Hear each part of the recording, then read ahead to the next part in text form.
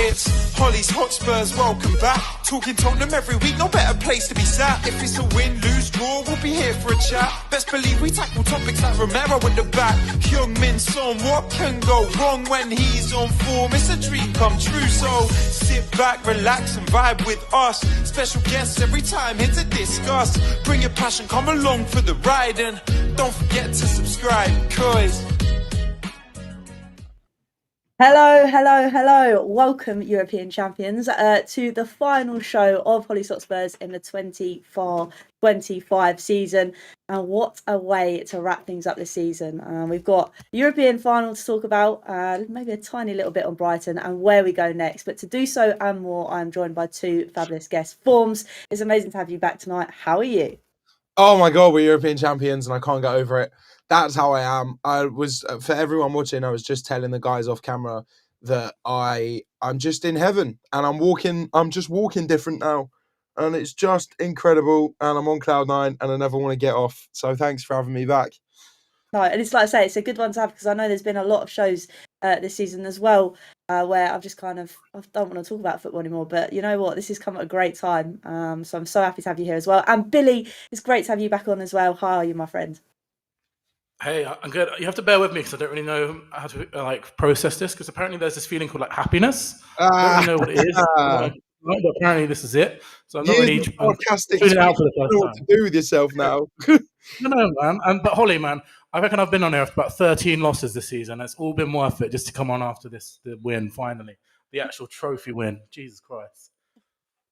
There we go. I've actually timed it well this time, Billy. That it's paid off now. But yeah, what a way. Like I say, welcome to everybody that's joining, that's tuning in, that's going to rewatch this. It does feel bloody brilliant right now. After the last couple of days, we've kind of had, I don't think it's really settled in for me just yet because Formz, obviously 17th.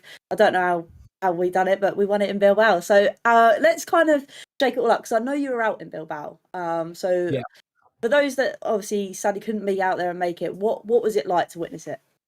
Oh, I can't. It's indescribable.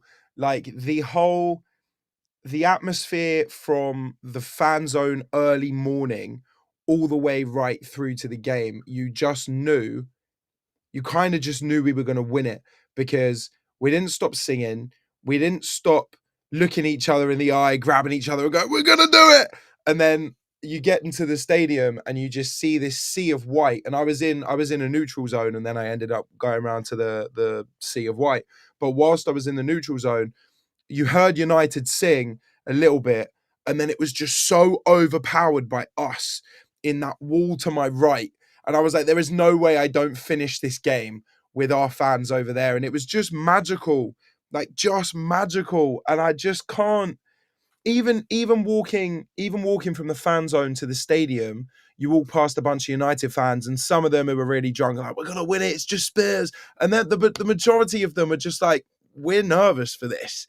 And I'm like, what? We're nervous because we're Spurs, but we've actually got the feeling that we're going to go and do it. And I think the manager was right and whoever else said it and came out and said it was right. We really were the 12th man in that stadium. We missed chances or we gave the ball away. There wasn't really that much of a groan like, oh, we're Tottenham, here we go again. It was more like a pick your head up and go again, boys. Whereas with United, they'd miss a chance or they'd give the ball away and the groans it was just different. I could rant on about that evening forever. I cried my eyes out for hours after. I'm still crying thinking about it. It was just magical. Oh my God. And then after the game, after the game where the players were just vibing with all of us, I probably stayed in the stadium an hour after the game finished and we were just jumping and dancing and it was just incredible. And we're champions. I think that's the thing. I think it is just unreal. And Billy, I think we've spoken before that it was a game that in our Europa run we've kind of stayed focused for. And unlike the one in the Champions League final, it was an occasion where we weren't just going to turn up and go out for the day out. We were really in it to go and win it. And you kind of we saw that from kind of the off, didn't we? Yeah, and I said to to your lovely other half on the show before we came on that Tottenham just felt different this time, didn't it? It just felt like there was a different feeling about it all.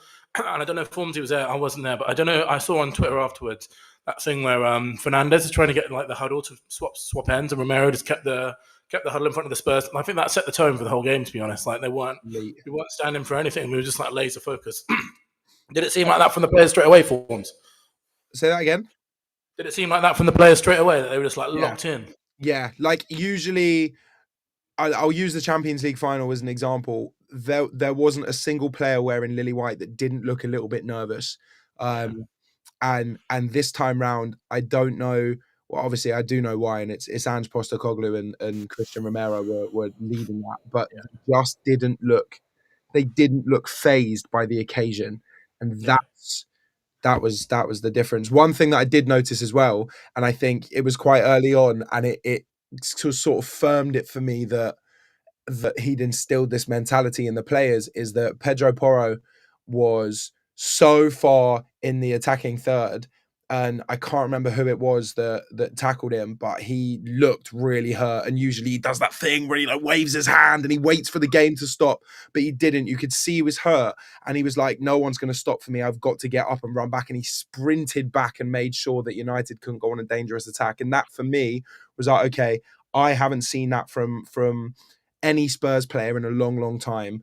So yeah, it really did. You looked at every single one of their faces and they just looked focused, which was great.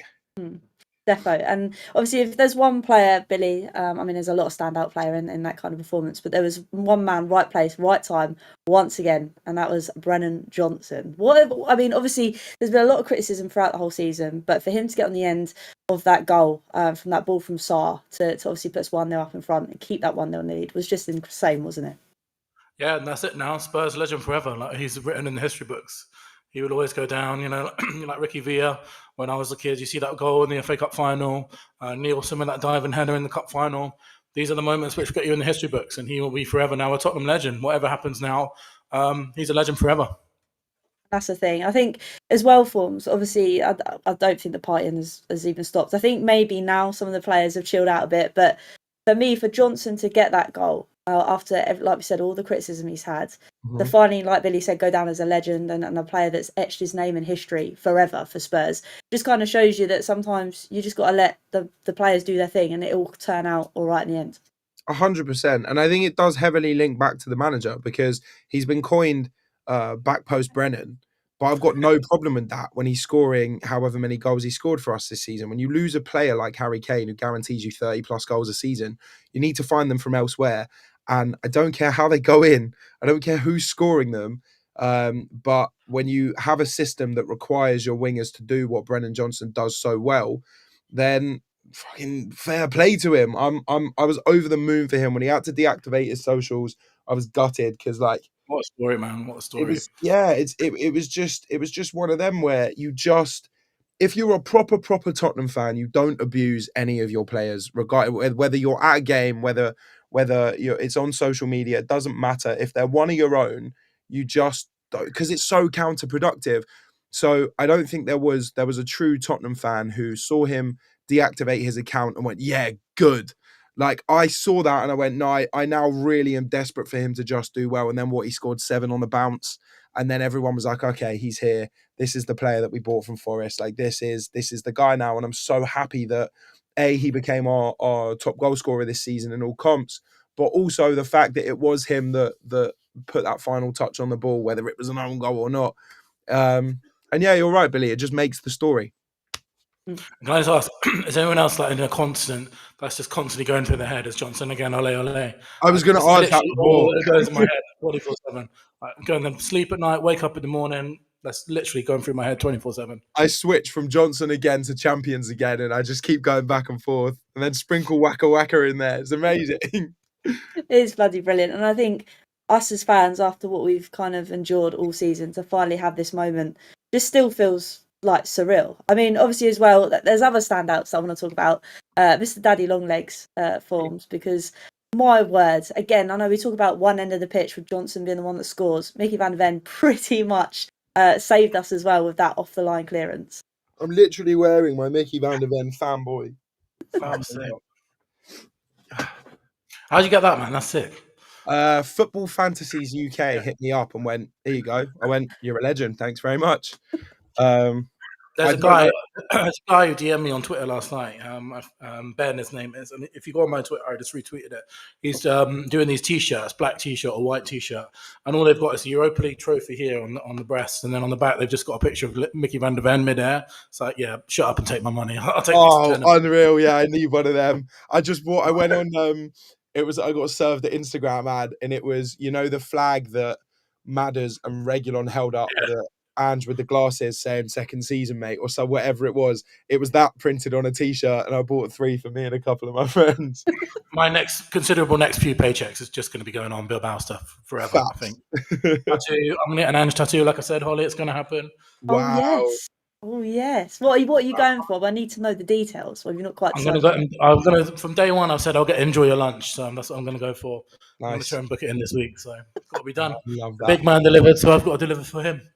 I think I might. In that case, I might get. I'm not going to get a tattoo, but I might get a shirt from this season, and on the back of it, get season 2. Yeah. I love it. But that's the thing. I think obviously with Mickey van der Ven and that goal line clearance forms, and now we're talking about all the merch we're going to buy. It's got to be the best clearance of all time, right? It has to be. Like, that is the best goal line clearance in history of the game. I mean, yeah, because it's us. But then you look at who was it? It was either a City or a Liverpool player, and that clearance by like 1 millimeter the league. Yeah, like that was class. But fuck that. We're talking Tottenham. Yes, it's Mickey van der Ven's is the best clearance of all time. Just the way he got back, leapt up, risked an injury for it. It was bodies on the line, quite literally, and just watching it happen. Like it happened so. I don't know what it looked like on TV, but it happened so slowly live. And it's same with the goal, like the way it all happened just happened so slowly, and it just made it extra special because it's etched into my brain forever. And you talk about world-class defenders. Do I think Van der Ven fits the world-class centre-back category? Not yet. In my opinion, yes, because he's one of our. I absolutely think he's world class. But when I take my Spurs hat off, no. Do I think something like that definitely puts one of his feet into that box? 100%. I don't think there's a centre half on the planet that can play the game like he can, because it's interesting when you say about the slow motion, because it felt like a minute between Højlund heading it and Mickey van der Ven clearing it, and in that minute I was like, oh, they scored. That's it. It's 1-1. Vicario, you've messed it up. It's 1-1. We're probably going to go and lose this now. And then when you watch the replay back, it's literally about a half a second, like in between that time. Unbelievable clearance. It's nuts. But yeah, I agree. I think I completely agree about Van der Ven, and I would also agree that our other centre half, I'd say, has now staked a claim as being world class, because what a performance, man! And I know he won Player of the Tournament, Player of the Match, and I think he's world class, and I think he established that tonight. Maybe the best big game player in the world at the moment. After he's played 4 finals, won them all. 5. Man of the match in 3 of them, I think. 5, man of the match in a lot of them. So yeah, what a man Romero is. Yeah. I'm glad you've mentioned Romero as well, because obviously there's this big chat about whether he's going to go or whether he's going to stay. But Form's got UCL now. Does that mean he's going to stay? How do you kind of feel? It's a bit. I'm more confident he's going to stay, but then I also know it's Romero, and I feel like his head's been elsewhere a little while. Thing is, I mean, if it's not even a question in my head, do I want him to stay? Yes. Like there's no doubt about it, because when we've got a fully fit back 4 with Porro, the centre halves, and the doggy, I think there's just, it's such a good. I'm confident with them on the team sheet every single time I see them. We're lacking that player to play in front of them. But I think that, I mean, all I'm reading today is that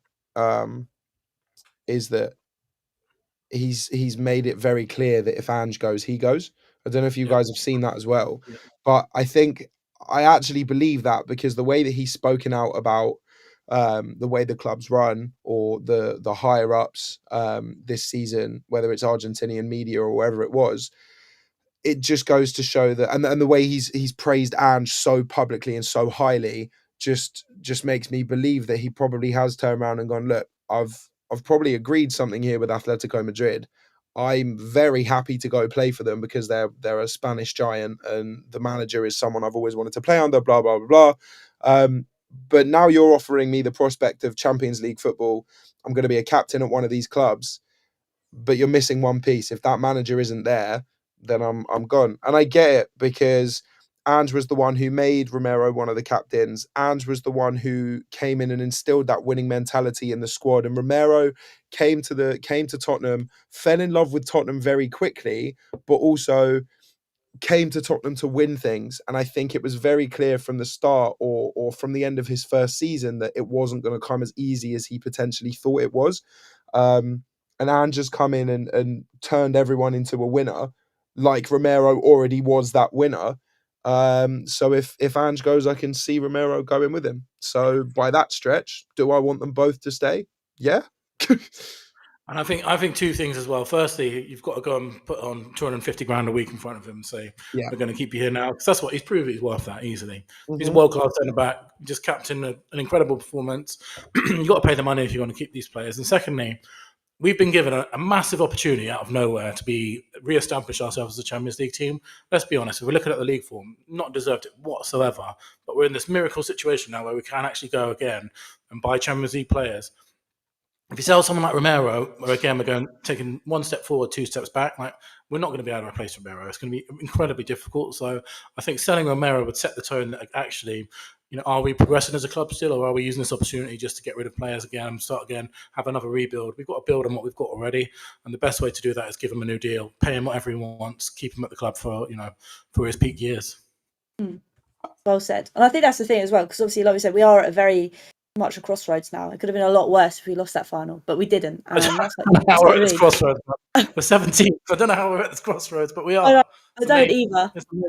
That is mental. And I think that's the thing. It's like you said, we've got to build on what we've got. I mean, if there is one player staying with you, Billy, that, okay, he's not to the same level as Romero, when he came on, and that is Danso, again, he put his body on the line, was clearing headers. He was incredible as well.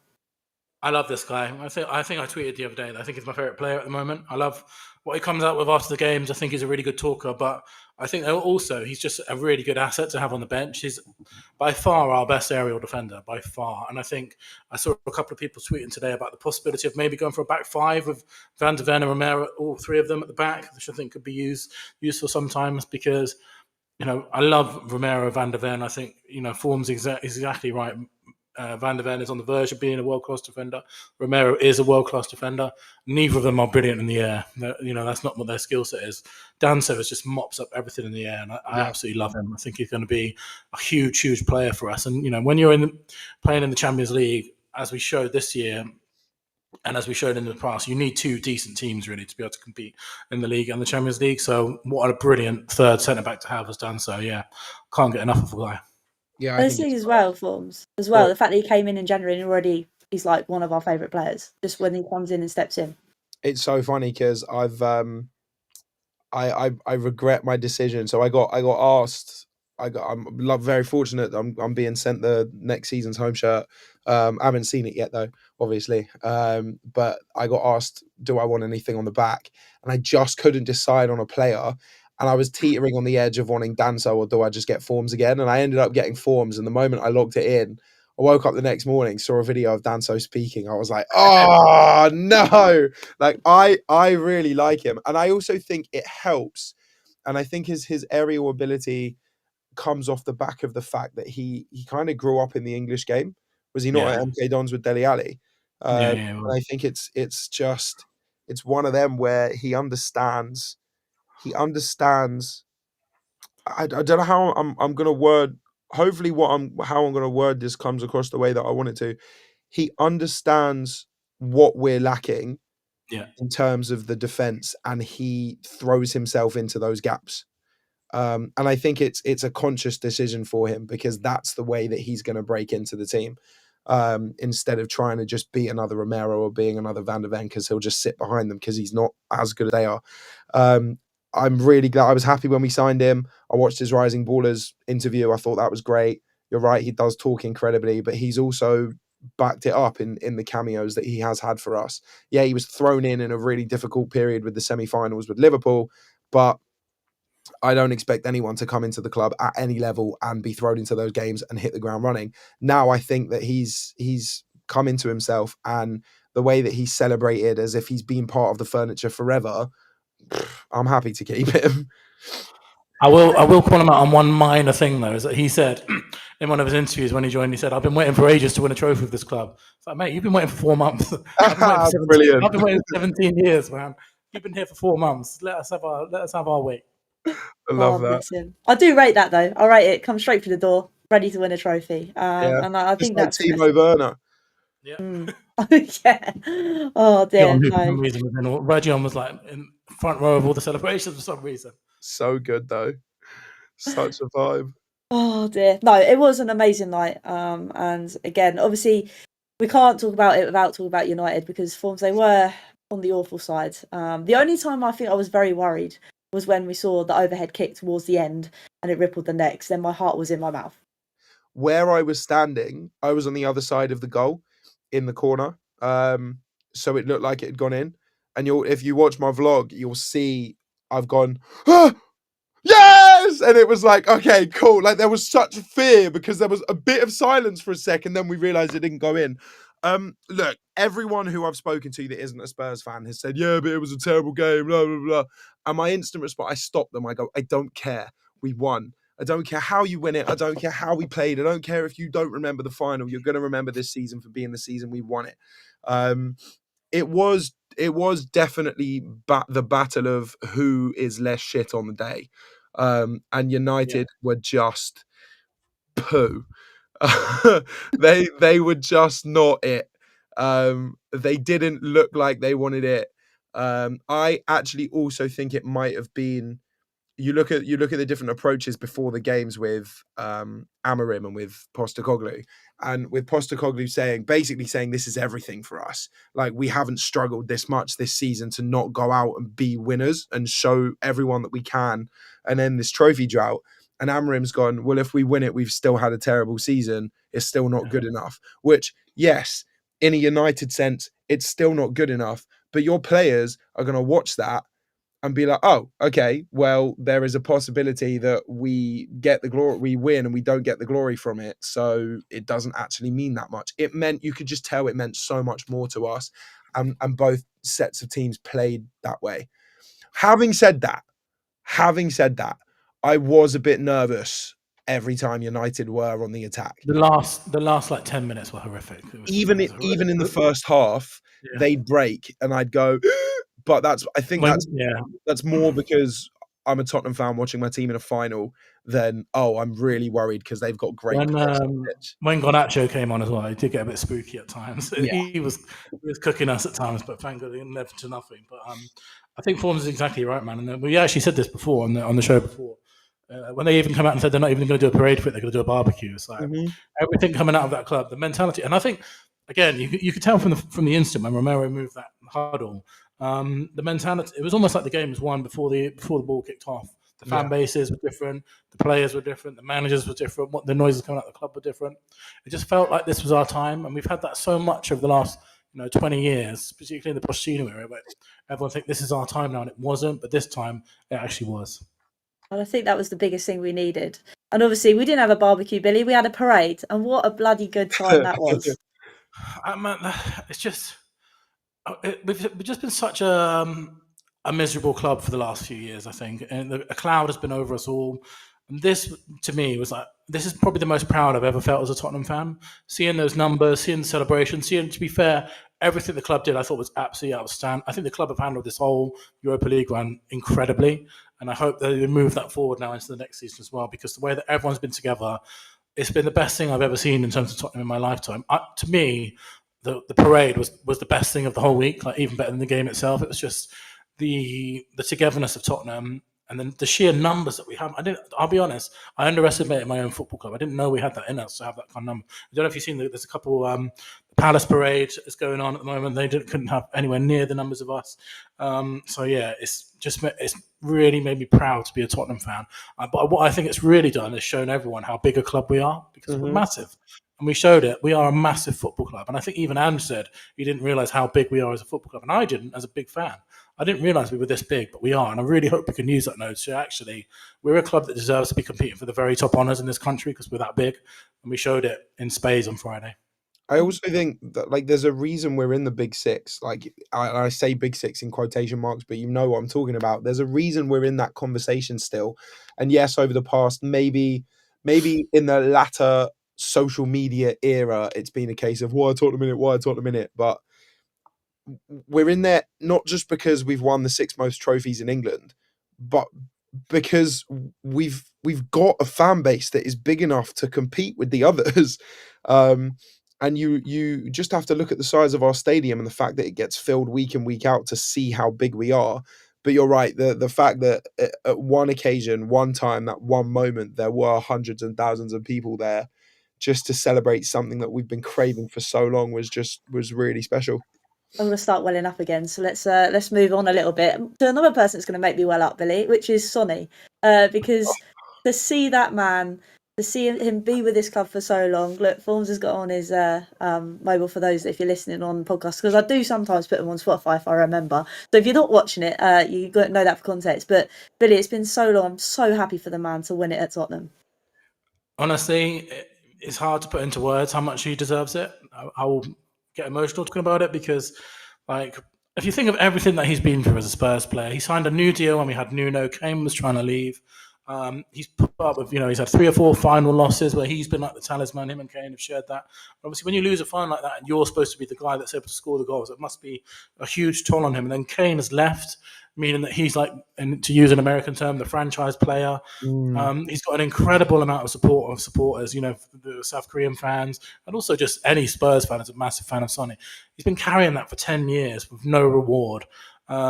And then to finally get that thing where he's going to have that picture that forms his phone, that image is going to be passed down to our grandchildren. It's going to be on the walls of Tottenham. It's going to be in every single pre-montage video that we ever do. It's going to be forever in the place of Tottenham. It's just, man, it just gets you emotional, doesn't it? But I don't think there's a single player in our history that deserves it as much as he does. And I'm just absolutely buzzing for him, man. I just can't believe. I'm so glad that he got to do that. Because I think it is different, if we're honest. Being the one to lift the trophy is slightly different to being a winner. Like, that is the iconic image which is going to go with it, and he deserves it more than anyone, man.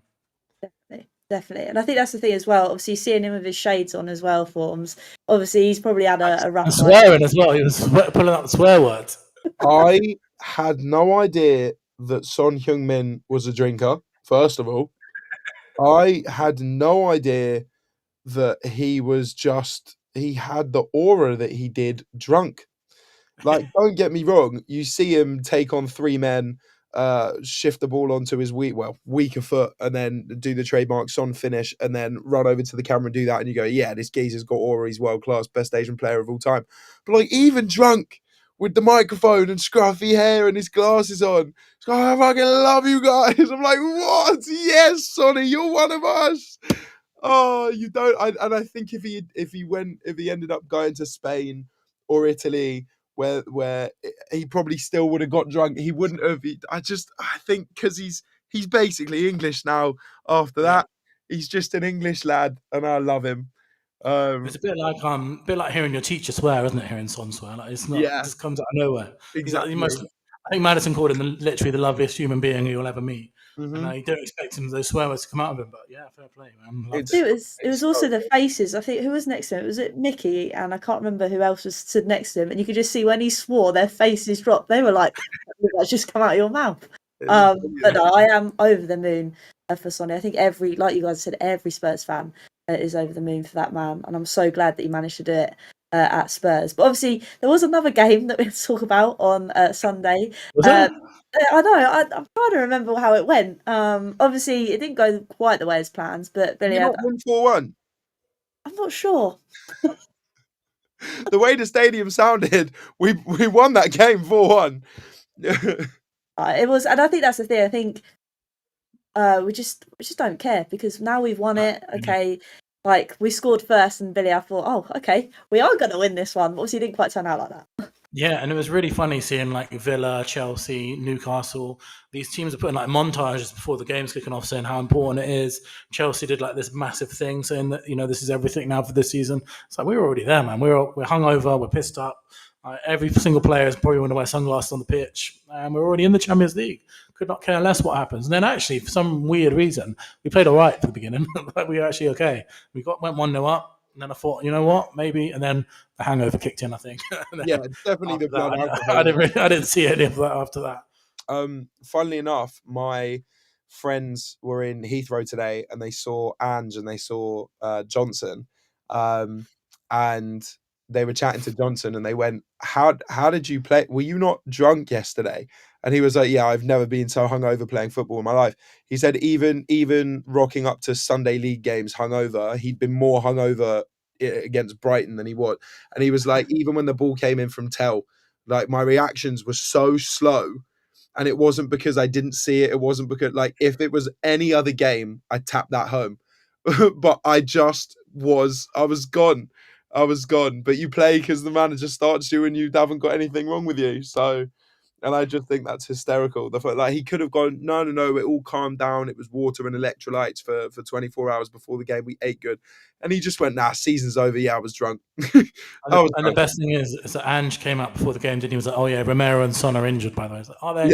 Yeah. Are they injured? His toe hurts. Does it? No, his blood alcohol level is through the roof, Andrew. Oh no, but that's the thing. It was just so nice to see again. Obviously, I know we'll talk about. Actually, we still now. We'll talk about Ange, and obviously the fact that. Can you just imagine that Brighton game if we'd have lost against Man United? It would have been the most toxic game in the history of Tottenham Hotspur, I think. But thank God it turned out to be one of the most positive ever. And I think what this game has done for our football club is not really going to be seen for the next few months. I think it's going to be huge, but there was a small indication there that just if we'd have lost that Man United game, this Brighton game would have been the most horrifically toxic experience of anyone's lives. But thank God it was the polar opposite. Stadium would have been empty. Yeah, it would have, without a doubt. But praise the Lord, that didn't happen. Because, like I say, yeah, we've got a cup, and I think that's the thing as well. Because obviously, not the elephant in the room, but the thing that is going to be on everybody's mind is: does Ange stay? Does he go? And now, Formz for me, obviously, I'm gonna hold my hands up. I think prior this European run, prior to getting into the quarters or the semis, I was kind of like, I can't deal with this anymore. It's sending me too much nutty. Luckily, we kept our nerve and kept Ange. But how do you kind of see it now? Because obviously the league form wasn't great, but we've won a trophy, so it's not as if you can sack him now, is it? I mean, I was talking about this on TalkSport even before the final. At the start of the season, I genuinely said to all of my friends, I was like, I will take 17th in a relegation scrap now and winning a trophy. And I was sorry about it must have just been my manifestation power being that strong. But we've literally gotten and finished 17th and won a trophy. And I said on TalkSport last week or a couple of weeks ago, I'm still Angin, like 100% Angin, and I'll tell you why. He has done what no other manager has managed to do, and that is, even when we won in 08, it just didn't feel like that.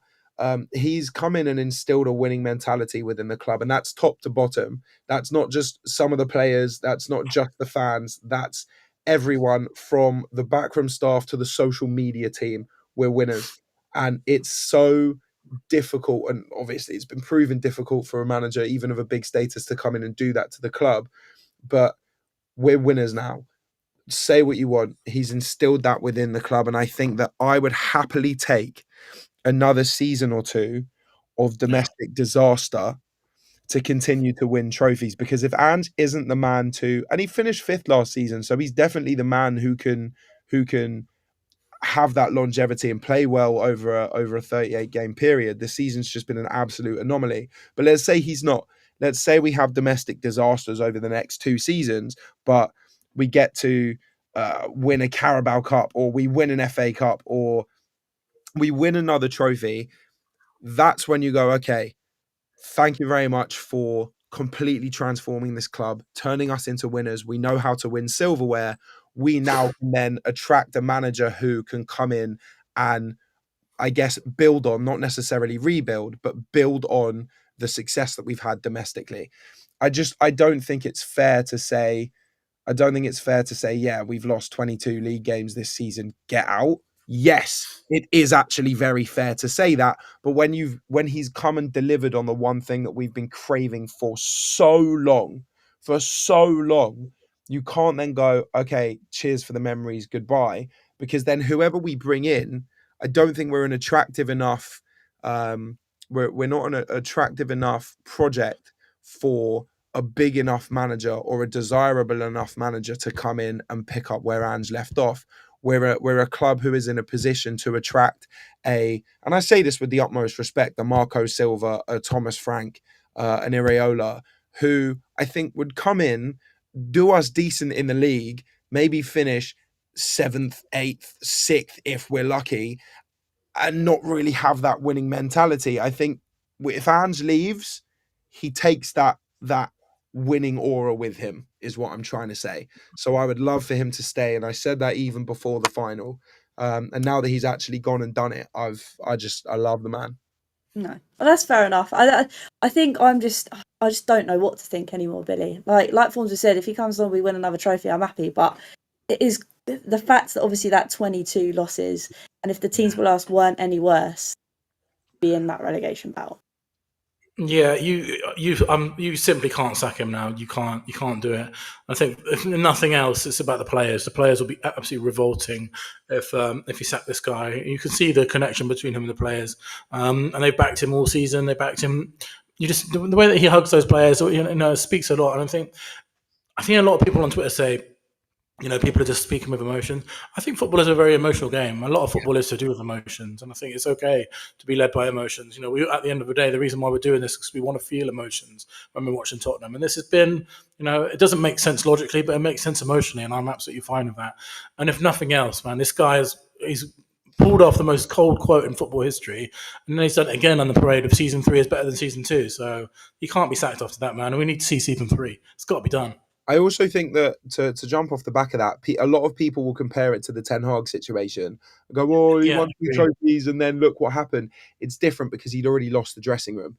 If you have a player like Christian Romero and Kulusevski come out and say and only speak highly, and even for Romero to put it all on the line and go, if he goes, I go, it just goes to show how different our situation is. But also on the flip side, you look at who he signed last window in terms of the experience in Solanke, but then he just signed teenagers. It was, who was it? Odeberg, Gray, and Bergvall, or like kids. They have developed under Ange in such a way and gone through the shit of this season under that manager that next season they will be ready-made starters if needed, without having to go through a difficult growth period. But that is only under Postecoglou. I think it will massively hinder how they are at Tottenham Hotspur and their longevity at the club if Ange goes. And we spent a lot of money on these players. So yeah, that's another reason as to why I just don't think he can go, and you can't compare it to the Ten Hag situation. And another reason why it's not like the Ten Hag situation is in their worst years, or worst in inverted commas, Man United always win trophies. Yeah. They won a Carabao Cup a couple of years ago. He's done something which no one's done in 17 years, and some of the best managers in the history of the game as well. Like, people are winning Man United trophies all the time, even when Ferguson had gone. But it's taken 17 years for someone to do it, and he's the one that's done it. So you have to give credit to that, and you have to think it's at least enough to give another season. Apparently he's gone on holiday today, and they're going to make a decision when he gets back. For me, that I want that decision like tomorrow. I want to stop talking about this now. I want to go into the summer where this stop being a story. I think the club needs to come out immediately and just say, this is our guy. I was a little bit surprised no one did it in the end of season messages. I thought maybe then they'd use that as a chance to say he's going to stay, next season. But I hope someone comes out soon, because I don't want to. He even said himself yesterday. He said he can't believe he's sitting here talking about his future when he's just won the Europa League. It is crazy. So it needs to come out really soon and just say he's our guy. He's going to stay, and we're going to keep him. That's the thing as well, because obviously in that game against Brighton, towards the end of the game, obviously everybody was doing the parade, the cameras were on people, and Bill, I come to you first. It made me giggle not giggle because I still think it's a sentiment there, but when that camera kind of panned round to Mr. Levy, you could hear the boos going round the stadium. Now, don't get me wrong, I think in the Europa League, like we spoke about earlier, the way that the club have managed to put scarves out, have done flags, have done this and that, we're slowly coming back together, but I think a bit more has to be done in this next season. I think this summer window with UCL will hopefully bring in some players that Levy just has to start buying. Yeah, 100%. This is it's a crossroads, but a crossroads, you still have to get past the next stage to make it a successful crossroads. Crossroads doesn't mean you're there; it means you're just about to decide where to go the next time. So we still got a lot to do. I think, if you look out all of our rivals are coming out and signing players already. Yeah. I think Liverpool have got Wirtz, Man United got Cunha today, and like people are making big moves already. We're going to have to start. Now we're at a situation where we can make big moves again. We're going to have to start doing it quickly. Like we don't even have an established director of football yet, because apparently Paratici might be coming back, might not be. So yeah, football moves on really, really quickly. So we've got to make these decisions ASAP, I think. I'm going to say something really controversial here. I like Levy. Do I understand the arguments people make and have been making? Of course. I actually really don't mind him. And I think that if he does keep Ange, first of all, that's another tick in my book. But if he does keep Ange and then backs Ange, because we've brought in the youngsters have started to develop. Let's go and bring in some winners or some players with real talent and heart, because I think that Ange will take a player with slightly less quality, but having spoken to them and feeling their heart over someone who is just an ego and all talent. And I love that. Whereas I think Mourinho and Conte would have been slightly different. But if Levy keeps Ange and then backs him the way that Ange wants, then I'm even more for Levy. But look, I won't sit on the fence and say I'm both, but I do understand why there's been so much talk around it. But yeah, on record, I really don't mind him as a Like that. chairman. Well, that's fair enough. It's like you say, it's how you kind of perceive him. I think me and Billy are on the other side in a sense that things need to change. And I don't know about you, Billy. The little things that they've started to do that we've spoken about, so bringing the togetherness back, is kind of making me feel a bit more confident that this is going to be the time that we're going to make a difference. Again, I hope it's like it's the start of something rather than the end of something. Do you know what I mean? Like, I hope they use this trophy and the sentiment they've got now as the start of a new era rather than the end of an era. So that'd be good. They're definitely doing the right things at the moment. So that's all you can ask for, really. And but this window will be a huge indicator in how much they've really changed, I think. Defo. And I think that kind of leads us on to like maybe the last couple of questions. And Formz, I know it might be a little bit hard to kind of get your golden ball out, a mysterious ball, to try and see what the future holds. But what are your kind of expectations, say, next season? Genuinely, if we don't win the Champions League, I'll riot. No, I'm kidding. Look, I just want another good cup run. Is that going to mean the Champions League? Absolutely not, but I wish it was. I want to throw everything at one of the cups, like to go to Wembley, because then we'll have more fans there and it will just be more accessible. But to go to Wembley, Europe is special, and I think is more special than winning the FA Cup.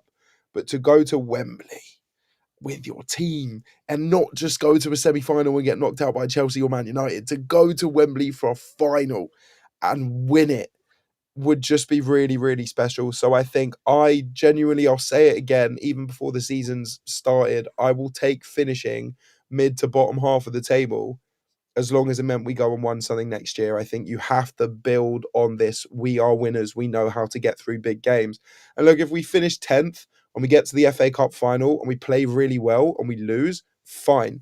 That's actually fine with me, because it's progression. So as long as we just, you know what? I'll just summarize it in one sentence. I just want to turn up in big games. I want to see us turn up in big games, because we've proven that we can now. 100%. And how about you, Billy? Yeah, same, man. I want to be addicted to this feeling of winning. I don't want it to go another 17 years. I want to go 1 year for another one. I want to do it again next season. And then obviously we need to improve in the league campaign, which will be, literally can't get any worse without being relegated. So I think that's a given. But I want to get to another final. I want to win another trophy, because if anything, this week has just shown that is really what it's all about. Are we deluded, by the way? Because I think the Champions League final, getting there, made our fan base really entitled. And it was like, well, we deserve to win things. But no, you didn't get over the line. No, we just got to a final. And then I think that losing that final but keeping the entitlement turned our fan base a little bit toxic. Now that we've actually won something, are we too deluded now to then go, yeah, no, we've got to win something every year? Or are we very well within our rights to be doing this now? I think we're within our rights, man. We pay the money. We have a sizable fan base. That's true. Got the stadium to do it. I think we're up there, man. We've got to be. Especially and this season's showing that anyone's winning trophies this year, aren't they? Palace, Newcastle, us. No, that's true. Free game these days. Defo. And I'd like to say, it's just so nice to sit here and say we're champions. It's been a long time coming. But no, it's been a whirlwind of a season, I will give you that. But I am so happy to be sat here this evening, obviously talking about how we've gone and won something. Okay, yeah, I don't really care about the league anymore, because you know what, like that Brighton game, we won something and I'm happy. But it's been an incredible season to sit here every Monday night, mainly being depressed and talking Spurs out, but tonight is something a little bit different. So I want to say thank you to everybody that's watched all season, that's been tuning in. I also want to go around the table and say our goodbyes. So thanks again to Formz. Where can everybody find you doing your thing? Just type Formz in. If you want to go and listen to some music, to feel things, then wherever you listen to music. If you want to see my face doing some videos and fun stuff, then just type my name in anywhere and you'll find me. Bosh. But no, thank you again, Formz, and Billy as well. Thank you once again. Like I say, finally on a show where we can be happy together for once. So where can everybody find you doing your thing? Yeah, so happy. Just Billie T on Twitter, and yeah, we can't wait for the summer now, because now, you know, nothing can get me down anymore. So yeah, let's do it. Let's do it. And like I say, thank you again to everybody that's watched, that's rewatched, that's been supported of the channel. Really, really appreciate it. We'll be back on Wednesday. We'll be doing an award show with Nelson and Wes. And luckily for Nelson, the women at Arsenal managed to win something for him, so he's not feeling so lonely on one side of the panel on Wednesday. So yeah, make sure you tune in for that one. And like I say, we're champions. And until next time, come on you Spurs. Come on you Spurs.